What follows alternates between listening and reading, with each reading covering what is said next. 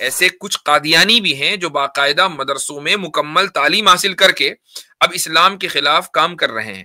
نہ صرف یہ کہ قادیانی، کچھ آریہ سماجی بھی مدرسے پہنچ گئے اور انہوں نے بھی وہ تعلیم حاصل کر لی، پوری یا آدھی جیسی بھی۔ تو آپ کیا سمجھتے ہیں کہ جب آریہ سماجی یہ کام کر سکتا ہے، قادیانی یہ کام کر سکتا ہے، تو کیا ملحد اور ایتھیسٹ یہ کام نہیں کر سکتا؟ کہ حضرت جبریل نے آ کے رسول اکرم صلی اللہ علیہ وسلم سے طائف کے موقع پر یہ کہا تھا کہ آپ اجازت دے دیجئے اور طائف کی بستی کو 1 سیکنڈ میں الٹ دیا جائے گا۔ تو 30 یا 40 مردوں کی طاقت اگر کسی انسان کو دی جائے تو کیا طائف کی بستی کو وہ پلٹے گا؟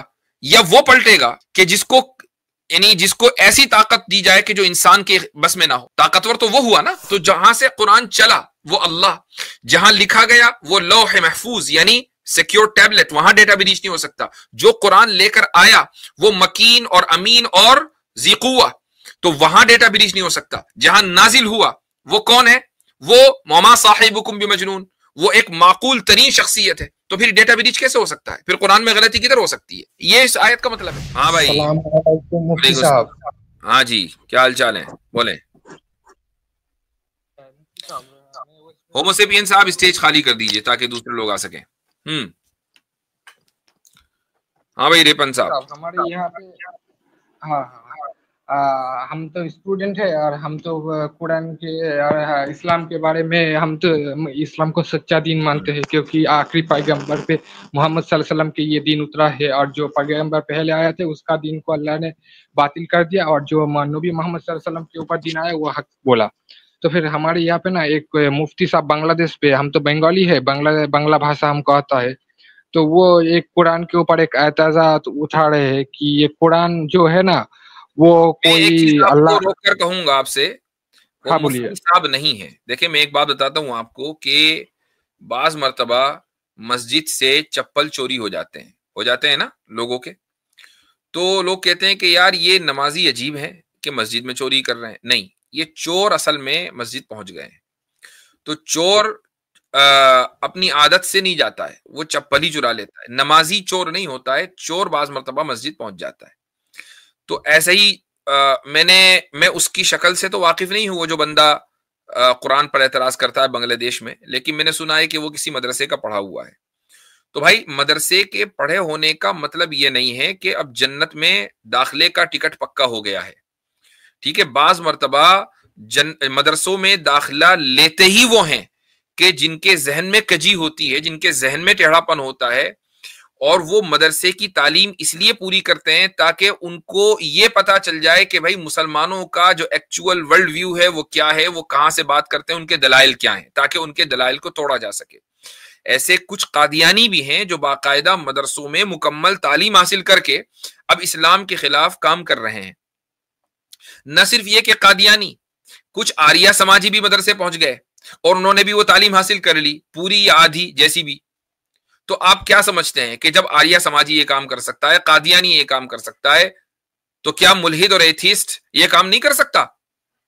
تو یہ نہ کہیے کہ وہ مفتی صاحب یہ کام کر رہے ہیں، بلکہ یہ کہیے وہ ملحد ایتھیسٹ یہ اعتراض کر رہا ہے۔ ہاں ایسا ضرور ہے کہ بعض مرتبہ مدرسے میں جو کچھ لوگ پڑھے ہوئے ہوتے ہیں، اگر ان کی تعلیم مضبوط نہیں ہوتی ہے اور وہ کسی ٹراما وغیرہ کا شکار ہوتے ہیں، تو بعض مرتبہ وہ وقتی طور پر راہ راست سے بھٹک جاتے ہیں۔ آپ کی بات پیچھے رہ گئی، لیکن میں اپنی بات مکمل کر لوں، کبھی میں بھول جاؤں۔ 2 سال پہلے ایک واقعہ ہوا تھا جس کے بارے میں نے فیس بک پر لکھا تھا، اور وہ یہ تھا کہ بھائی انگلینڈ میں ایک جگہ ہے، وہاں کے 2-3 بھائی جن میں سے تینوں مدرسے کے پڑھے ہوئے ہیں اور ایک نے تو افتاء بھی کیا ہوا ہے، تو وہ انہوں نے الحاد کا راستہ اختیار کر لیا، ملحد بن گئے۔ یہ بات بالکل ٹھیک تھی، چونکہ میں ذاتی طور پر ان میں سے ایک سے بات کر چکا تھا، زوم کے اوپر میری 2 گھنٹے بات ہوئی ہے، ان کے گھر کے بالکل برابر میں ہو کر آیا انگلینڈ میں، تو ان کی مسجد میں گیا، وہاں ان کے رشتہ داروں سے ملاقات ہوئی وغیرہ وغیرہ، تو بالکل کنفرمڈ کیس تھا۔ لیکن بعد میں یہ بھی پتا چلا کہ وہ پھر الحمدللہ واپس بھی آ گئے، اب سارے واپس آ گئے یا 2 واپس آئے، ایک رہ گیا، اللہ عالم، لیکن بہرحال یہ کہ واپسی ہو گئی۔ تو یہ وقتی طور پر کوئی چیز ہوتی ہے، لیکن ایک آدمی اگر انہوں نے اچھا کام یہ کیا کہ اسلام کے خلاف وہ ایکٹیو نہیں ہوئے، لیکن اگر ایک آدمی ایکٹیو ہو جاتا ہے اسلام کے خلاف تو پھر یہ سمجھا جائے گا کہ وہ ملحد تھا جو مدرسے گیا ہے۔ جی بھائی اب آپ رکھیں بات اپنی۔ अच्छा, हम तो अरबी नहीं जानते, वो पूरा कुरान को वो ना बिना देखे ही वो बोल देते, इसलिए हम ऐसे समझते हैं कि आप जैसे लोगों के क्वेश्चन करके हम हमारे सवाल की जवाब मिल जाए, इसलिए आप आपका वीडियो 1 घंटे से देख रहा हूँ मैं। उन्होंने एक एतराज किया कि कुरान में अंदर ही नबी मोहम्मद सल्लल्लाहु अलैहि वसल्लम के बात के देख रहा है कि ये नबी मोहम्मद सल्लल्लाहु अलैहि वसल्लम की बात ही है कुरान। वो एतराज उठा रहे हैं कि सूरा तकबीर जो 81 नंबर सूरा है ना, उसका जो 19 नंबर सूरा है, 90 यानी कि 19, वहां पे नबी सल्लल्लाहु अलैहि वसल्लम के बात हो रही है कि इन्ना कौलू रसूल हिल करीम, ये कुरान जो है ये रसूल की बात है। और जो बोल रहे हैं कि जो 22 नंबर सूरा है वहां पे बोल रहे हैं कि तुम्हारे जो साथी है वो पागल नहीं है। इसके यात्रा से वो बोल रहे हैं कि ये जो है वो नबी सल्लल्लाहु अलैहि वसल्लम है और ये बात है नबी सल्लल्लाहु अलैहि वसल्लम की। और जो 20 और 21, एक मिनट, हाँ हाँ आहिस्ता हाँ आहिस्ता हाँ, आहिस्ता आहिस्ता। अच्छा जी, चलो भाई सूर्य कुव्विरत खोलते हैं, ठीक है। सूरा तकबीर की 90 हाँ, नंबर सूर्य है। कुव्विरत और तकवीर वो एक ही बात है, उसको खोल लेते हैं। उसमें अल्लाह ताला फरमाता है आयत नंबर 19 में, क्या कहता है? इन्नहु लक़ौलु रसूलिन करीम ज़ी कुव्वतिन इंद ज़िल अर्शि मकीन मुताइन थम्मा अमीन। ठीक, यहां पर अल्लाह ये कह रहा है कि ये कुरान एक मुअज़्ज़ज़ फरिश्ते का लाया हुआ है। लक़ौलु कहा गया है, कौल। मान लीजिए मैंने अगर कोई बात किताब में से पढ़कर, जो मेरी किताब लिखी हुई नहीं है, पढ़कर आपको बताई, तो कहने वाला तो मैं ही हूंगा ना, बतलाने वाला तो मैं ही हूंगा। इस बतलाने और कहने को क्या कहा जाता है? कौल कहा जाता है। तो ये एक, और रसूल से मुराद क्या है? रसूल यानी जिब्रील अलैहिस्सलाम, मुअज़्ज़ज़ फरिश्ता। कैसे? इसकी दलील क्या है? अगली आयत जो उसकी एडजेक्टिव है, ज़ी कुव्वतिन इंद ज़िल अर्शी मकीन, जो कुव्वत वाला है और मालिके अर्श के नजदीक मर्तबे वाला है। ठीक, अब ये ज़ी कुव्वतिन जो कुव्वत वाला है, कहीं कुरान में किसी भी जगह रसूल अकरम सल्लल्लाहु अलैहि वसल्लम का तारुफ ताकतवर मर्द के या ताकतवर इंसान के जरिए किया गया है कि वो ताकतवर थे बहुत?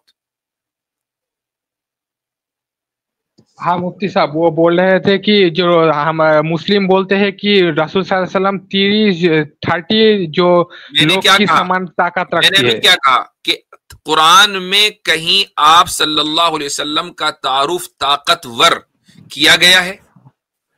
नहीं, मुझे तो नहीं पता, आप कुरान में नहीं किया गया, नहीं किया गया। अच्छा, अब मैं आपको बताता हूं एक जगह और, रुक जाइए जरा सा। ये तो हो गई सूरह तकवीर, उसके बाद आ जाते हैं इस आयत में। फिर मैं हदीस में लेके चलूंगा आपको, उससे आपके सामने बिल्कुल वाज़ेह हो जाएगा कि आदमी जिसने भी आपसे कहा ये कितना बड़ा दज्जाल है। ओके, अब देखें, ये है सूरह नज्म की आयत।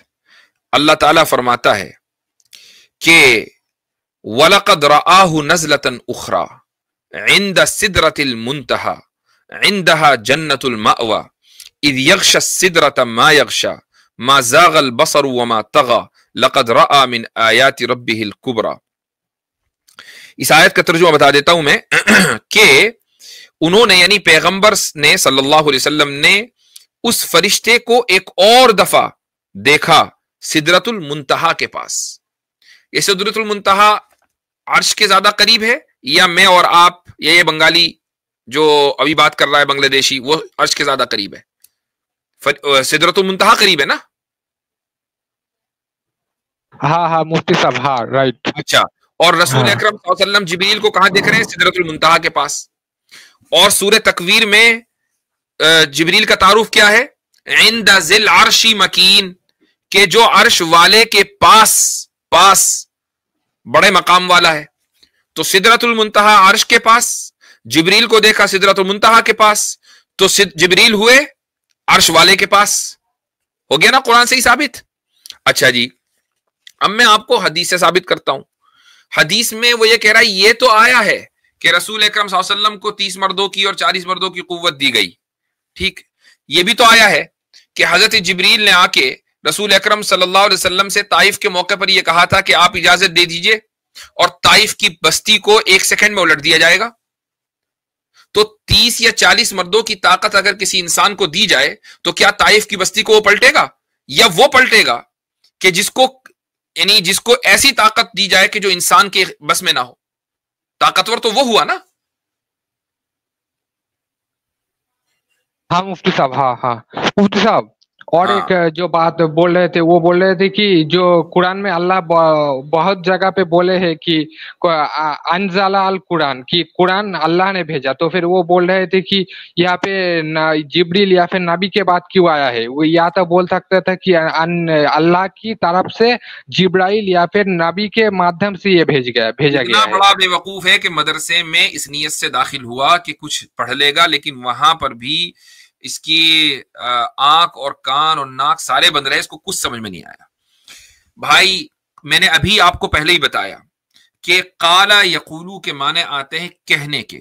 میں اگر کوئی کتاب جو میری لکھی ہوئی نہ ہو وہ پڑھ کر اگر آپ کو سناؤں گا تو لنگوسٹیکلی یہ قول میری طرف منسوب کیا جا سکتا ہے کہ میں نے کتاب میں سے پڑھ کر کہا، ٹھیک ہے.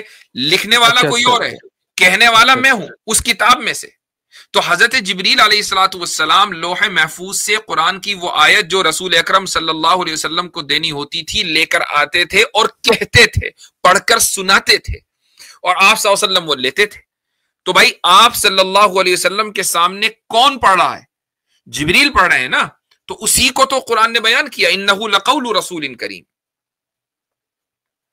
اچھا مفتی صاحب، جو 21 نمبر جو آیا تھا نا، وہ بول رہے ہیں کہ وہ جو ہے وشواس بنے، لوگوں کے وشواس کرتے ہیں، لوگوں اس پر وشواس کرتے ہیں.